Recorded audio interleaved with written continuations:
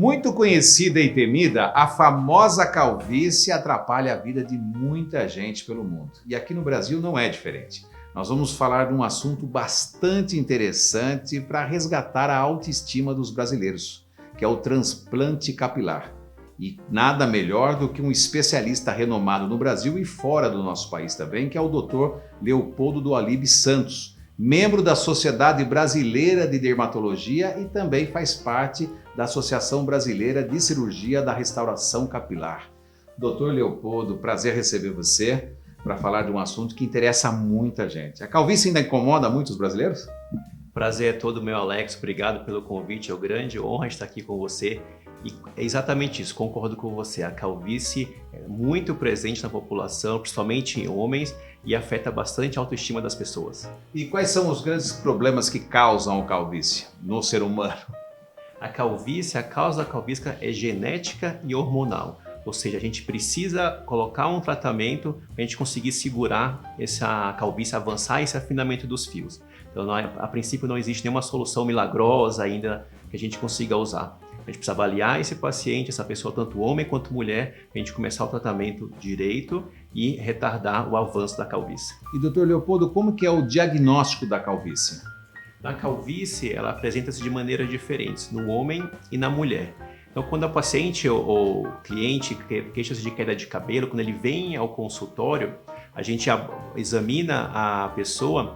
Quando é no homem, começa com uma entrada aqui nas duas regiões ou aqui atrás, aumentando o recesso pelo afinamento dos fios, isso no caso dos homens. Já nas mulheres é um pouquinho diferente. Em vez de ser aqui na frente, ela é mais aqui no meio, o afinamento dos fios.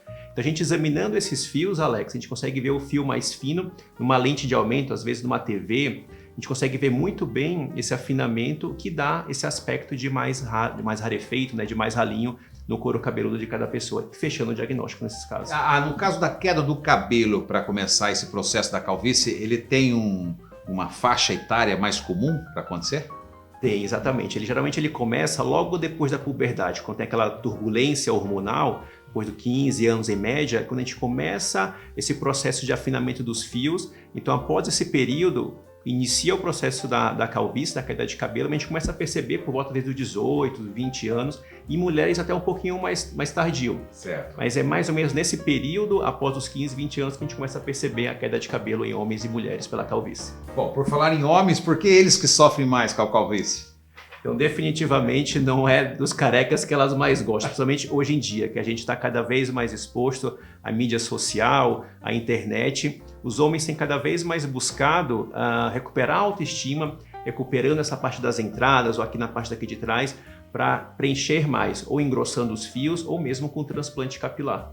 A gente sabe que existem diversas opções de tratamentos para a questão da calvície e também dos riscos que as pessoas correm. Eu queria que você explicasse um pouco para a gente sobre os procedimentos sérios, importantes e os cuidados que as pessoas devem ter no caso do tratamento de transplante.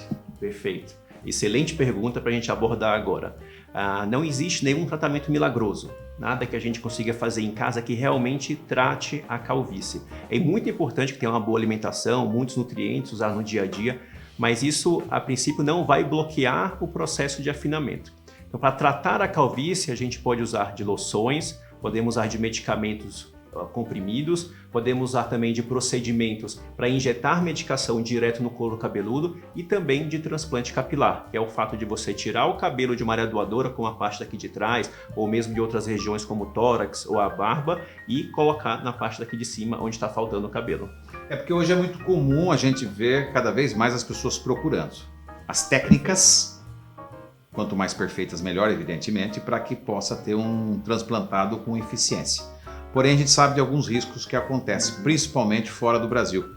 Eu não sabia, mas fiquei sabendo recentemente que em alguns países, às vezes adotam pessoas que não são médicas para fazer o transplante. Quando isso acontece, quais os cuidados que nós temos que ter? Porque os riscos são grandes. Você poderia dizer para a gente, citar alguns deles que a gente deveria tomar certos cuidados em relação a esse transplante, principalmente fora do Brasil? Realmente, Alex, isso vem acontecendo com cada vez mais frequência. Muitos brasileiros, outros países da América do Sul e até da Europa estão indo para países como o da Turquia para fazer procedimentos como de transplante capilar. E temos que ter alguns cuidados, porque é uma cirurgia. Tem que ser um ambiente capacitado, com médicos profissionais habilitados a fazer esse procedimento. O ambiente cirúrgico ele tem que ser um ambiente muito bem controlado como pela vigilância sanitária, como a gente tem aqui no Brasil. Isso não é comum nos outros países? Por exemplo, como a Turquia você citou? Infelizmente não é. O que acontece lá? Tem muitos profissionais que não são médicos, às vezes não são nem técnicos habilitados a fazer essa cirurgia de transplante capilar. E não passam por aquela rigorosa avaliação que a gente tem pela nossa Anvisa, pela nossa associação, pela Vigilância Sanitária do Brasil. Certo. Então lá isso não existe. É muito sério. É muito sério. E quais as consequências quando não faz com um profissional adequado um transplante, por exemplo? O transplante, a cirurgia de transplante capilar é uma cirurgia muito minuciosa. Existem diversas etapas para que seja feita uma cirurgia muito bem feita e que não seja, por exemplo, devastado a área doadora. Porque a área doadora ela é finita, ou seja, eu posso usar somente uma quantidade limitada de fios. Por que a gente vê muitos pacientes vindo para cá? Que a área doadora fica praticamente sem cabelo, porque eles prometem uma quantidade muito grande de fios, só que o paciente não tem. Então esse é um dos problemas. Outro problema muito importante é a transmissão de doenças, porque alguns locais não têm o controle da vigilância, não tem autoclave, ou seja, não é esterilizado. Às vezes você usa materiais de um paciente para o outro sem passar por esse processo, transmitindo infecções. Então é muito sério.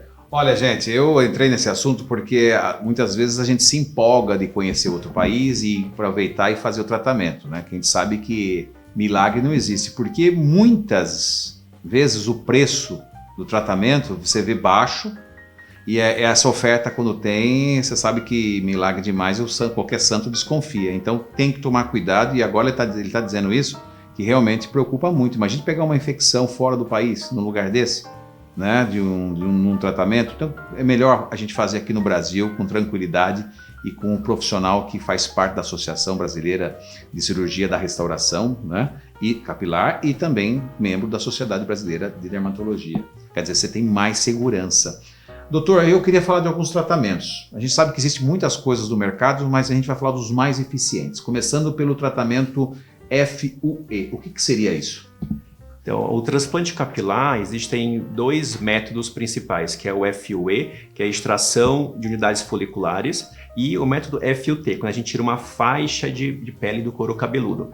O FUE, que você acabou de comentar, o que a gente faz cada vez mais hoje em dia no consultório, na clínica, o procedimento cirúrgico, que a gente tira fio a fio, literalmente, da parte de trás da área doadora. E depois a gente transplanta para a parte da frente do couro cabeludo. É a área que está faltando o cabelo, que a gente quer dar maior densidade, ficar mais bonito, mais cheio. Esse que eu estou usando é o mais praticado hoje?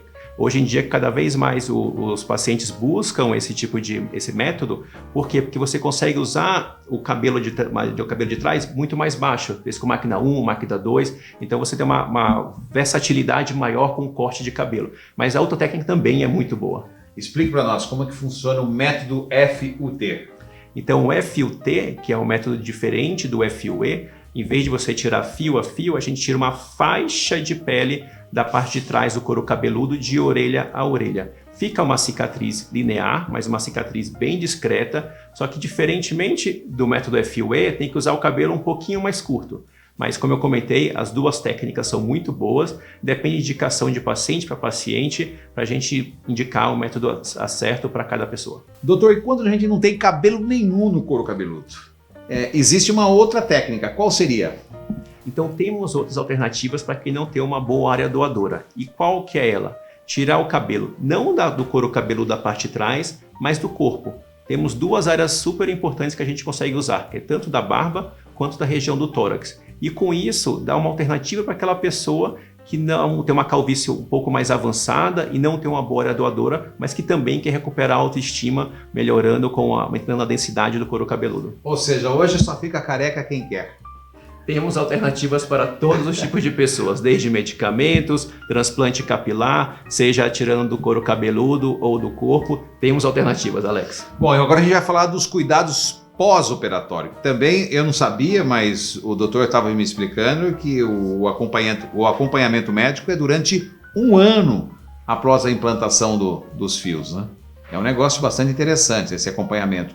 E quais os cuidados principais que a gente tem que ter no pós-cirúrgico? Exatamente. Quando o paciente faz a cirurgia com a gente, é uma cirurgia longa, o dia inteiro, e tem que fazer um acompanhamento pelo menos durante um ano. Mas por que esse acompanhamento? O cabelo, depois de implantado, ele cai depois de 3 a 4 semanas, mas a raiz fica lá, apesar do fio cair, e depois de 3 a 4 meses ele volta a crescer. E o resultado final vai ser só depois de um ano. Então, como o cabelo faz a cirurgia, o cabelo cai, e só depois de um ano que a gente tem o resultado final, a gente tem que manter esse acompanhamento durante um ano inteiro com o paciente para saber como que ele está evoluindo e dar um tratamento completo para essa pessoa. Bom, só para tirar a dúvida do leigo aqui, né? Então, ou seja, transplantou, quais são os momentos de queda do cabelo? Então, depois do processo cirúrgico, 4 semanas depois os fios caem, mas a raiz fica lá embaixo. Tá. 4 meses depois, as raízes começam a brotar esses fios. E depois de 12 meses da cirurgia é que a gente vai ver o resultado final. Então é um processo que demora um pouco e a gente tem que dar esse acompanhamento e suporte ao paciente durante todo esse período para saber como que ele está evoluindo. Os folículos transplantados da barba ou do peito, outras partes do corpo, ele tem a mesma... fica no mesmo tom do fio natural? Quando você pega, por exemplo, o folículo do couro cabeludo? Então, por isso que é muito importante operar com um cirurgião habilitado, porque tem características que a gente tem que saber como usá-las. Os fios, tanto do tórax quanto da barba, ele cresce de maneira diferente e tem uma textura diferente. Então, a gente não vai usá-los para refinamento, mas para dar uma densidade. Então, com isso, a gente consegue entregar um bom resultado, mas tem que saber usá-los. Então, Alex, o cabelo transplantado ele vai se manter igual como ele estava na área doadora. Tá. Eu gosto de fazer uma analogia para meus pacientes, que seria uma casa que tem 2 jardins, o jardim de trás e o jardim da frente. Se você quiser colocar uma planta, uma árvore que estava no jardim de trás e colocar no jardim da frente, ela vai se manter do mesmo jeito. E a mesma coisa com o cabelo. Então, se ele vai ficar mais branco depois de um ano, vai ficar depois de um ano. Se vai ser depois de 10 anos, vai ser depois de 10 anos. Então, mantém-se as mesmas características. Ou seja, a cor, então, vai seguir o rumo natural da vida. Vai seguir a história natural da vida, Ah, que maravilha. Então, quem coloca pretinho hoje, quando ficar velho, vai estar com o cabelo branco, então. Vai, se essa for a história natural do cabelo da pessoa, vai ser do mesmo jeito. Esse é um procedimento que você pode perguntar para o seu médico, porque na realidade, assim, esse cabelo que você está colocando em mim, por exemplo, ele vai ficar branco? Ele vai te responder sim ou não, através do profundo estudo que essas pessoas habilitadas têm para poder dar a resposta adequada à sua pergunta. Outra coisa, eu vou perguntar, eu sei que é muito difícil, a gente sabe que calvície é algo genético, aquela coisa toda, mas eu queria saber, existe possibilidades de algum tipo de tratamento de prevenção natural, sem procurar um procedimento médico, quando você percebe que você vai ficar careca? Essa é uma pergunta muito importante. E calvície, como eu falei no início, ela é uma alteração genética e hormonal. Então, para conseguir bloquear o avanço da calvície, eu preciso de tratamentos médicos para poder fazer o bloqueio e evitar que essa pessoa tenha um afinamento e a calvície avance ao longo do tempo. Então, existem algumas soluções milagrosas que a gente vê na internet que não funcionam. Babosa, né? Babosa, em alguns óleos que estavam colocando, mas infelizmente isso não funciona. Então, realmente tem que procurar um auxílio médico para primeiro fechar um diagnóstico e em seguida iniciar o tratamento adequado para bloquear o avanço do afinamento dos fios, que é a calvície. Né? E quem são as pessoas que estão correndo risco, mais uma vez, para a gente firmar mesmo aqui, a certeza de que realmente eu tô na linha de risco que eu vou ficar careca, quer dizer, calvo, né? Quem são as pessoas? Quem tem um parente como o pai ou a mãe careca ou calvo ou com cabelo mais ralo, tem uma tendência maior de ter calvície. Mas só na primeira e segunda geração ou vai além? Vai além, pode ser o avô, pode ser outras gerações. Então, assim, se tiver algum parente na família, seja o pai ou o avô, realmente tem uma tendência maior a ficar calvo ou ficar careca ou mais com o cabelo mais ralo. O Dr. Leopoldo, que é uma referência nacional e internacional também, além de atuar como médico dermatologista, né, e habilitado a fazer o transplante capilar aqui no Brasil, ele também é palestrante. Ele tem levado esse conhecimento para muitos alunos no país e fora do Brasil. Inclusive, recentemente, eu esteve em Nova York. Como é que essa experiência, além de você fazer o trabalho dentro do centro cirúrgico, poder expor e levar informação para tantos outros profissionais? Essa é uma área realmente que eu me dedico bastante e praticamente hoje em dia, 100% do meu dia eu faço tratamento de calvície, de outro tipo de queda de cabelo e também de transplante capilar. Então logo depois que eu terminei a residência médica de dermatologia, eu fui me especializar fora do Brasil na parte de queda de cabelo e transplante. Fiquei um tempo no Canadá, um tempo na Polônia, um tempo também nos Estados Unidos. Voltei para o Brasil e mantive esse prazer, esse gosto que eu tenho pela parte acadêmica, né, do ensino, Perfeito. tanto no Brasil quanto fora. E mantenho as palestras, tanto no Brasil quanto fora. E a última, a mais recente, foi agora em Nova York, no Congresso Americano de Dermatologia, que eu falei tanto sobre a parte de transplante capilar, como de outros procedimentos para a calvície. Como anda o Brasil em termos tecnológicos para o tratamento de transplante capilar? O Brasil não deixa nada a perder para nenhum país do mundo. Na verdade, na minha opinião, é um dos melhores países em termos de conhecimento e de tecnologia na parte de transplante capilar. Então aqui nós temos tudo o que se precisa para fazer o transplante capilar e tratamento da calvície. E tudo é muito importante que você faça uma consulta antes de mais nada para poder fazer um check-up de tudo o que está acontecendo, uma radiografia sobre o seu couro cabeludo, para você realmente poder fazer um trabalho de transplante capilar com eficiência. E para isso, procure um médico que seja da Associação Brasileira de Cirurgia de Restauração Capilar, que é muito importante, com habilidade para que ele possa trazer para você aquilo que você mais busca: os cabelos bonitos e a autoestima resgatada. Dr. Leopoldo do Alibe Santos, muitíssimo obrigado pela entrevista, adorei todas as informações. O prazer é todo meu, Alex. Eu espero que eu tenha conseguido passar um pouco do meu conhecimento para a população, que fique um pouco mais informada que a calvície tem tratamento e que a gente consegue entregar a autoestima e que elas consigam viver um pouco melhor com mais cabelo. Ah, com certeza. Gente, fica essa dica para vocês, mulheres e homens, que buscam resgatar a autoestima, como disse o Dr. Leopoldo, que é super importante para a vida, é fazer o que a gente gosta e fazer para a gente. Isso que é o melhor. Investir na gente mesmo, que é a solução que ajuda a gente a se fortalecer, a criar coragem para vencer os nossos dias a dias, as nossas etapas da vida. E com certeza o transplante capilar veio e é realmente muito conceituado, graças a Deus, aqui no nosso país, que é possível você, homem e mulher, fazer a qualquer momento. Super obrigado, seja feliz e até a próxima.